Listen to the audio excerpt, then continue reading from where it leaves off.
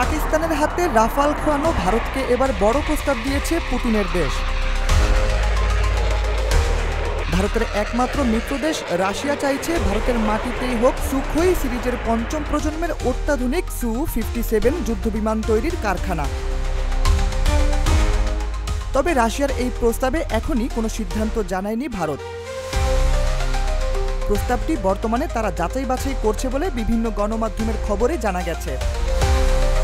পাকিস্তানের সাথে সংঘাতের আগে রাফাল যুদ্ধ বিমান নিয়ে বেশ আশাবাদী ছিল ভারত। কাশ্মীরের আকাশে পাঠানো রাফাল যুদ্ধ বিমানগুলো একে একে ভূপাতিত করেছিল পাকিস্তান।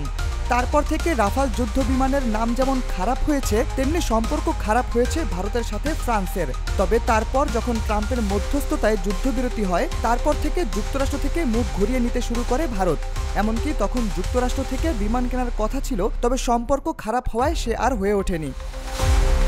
এদিকে বিশেষজ্ঞদের মত হলো, রাশিয়া ভারতে যে যুদ্ধবিমান তৈরি করতে চাইছে, এতে করে ভারতের সাথে রাশিয়ার সম্পর্ক শুধু তেল বাণিজ্যের মধ্যে সীমাবদ্ধ রইল না, সামরিক দিক দিয়েও এই দুই দেশের সম্পর্ক উন্নতি হতে পারে। তবে পুরো বিষয়টি নির্ভর করছে ভারতের ওপর।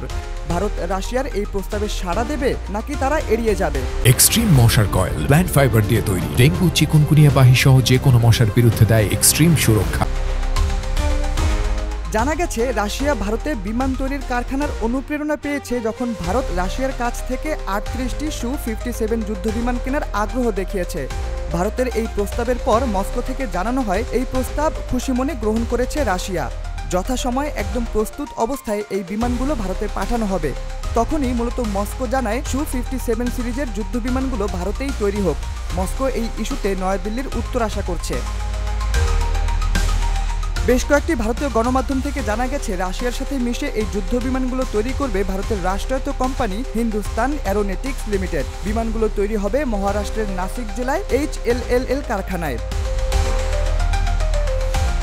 বিশেষজ্ঞরা আরও বলছেন, রাশিয়ায় তৈরি করা ওই বিমানগুলো হবে ক্ষিপ্রগতির, স্থলভাগে যা নিখুঁত হামলা চালাতে পারবে।